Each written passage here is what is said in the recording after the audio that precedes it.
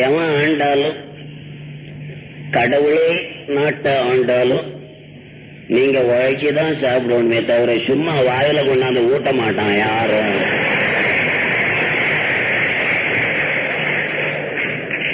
அங்கே உழைத்தாலும் சாப்பிட முடியாது, ஓரளவிற்குத்தான் சாப்பிடலாம். இங்கே உழைத்து நன்றாக நீங்கள் சாப்பிட்டு இருக்கிறீர்கள். ஆகையினாலே எந்த காரணத்தை மட்டும் அந்த எண்ணத்திலே தமிழகத்துக்கு வந்துவிடலாம் என்று யாரும் கருதி தவறி வந்துவிடப் போகிறீர்கள். அது வந்தவனை எல்லாம் வாழ வைக்கும் தமிழ்நாடு, அது எங்களுக்கு தெரியும். வந்தவன் எல்லாம் யார எங்கெங்க உதைச்சு அனுப்புறாங்களோ அவனெல்லாம் வாழ வைப்போம், அவ்வளவுதான். நீங்க வந்தா அப்புறம் நாங்க அது நல்லா இருக்காது. நல்லா இருக்கிறவங்க எல்லாம் வரக்கூடாது. எனக்கு பொறாமையா இருக்குது உங்களெல்லாம்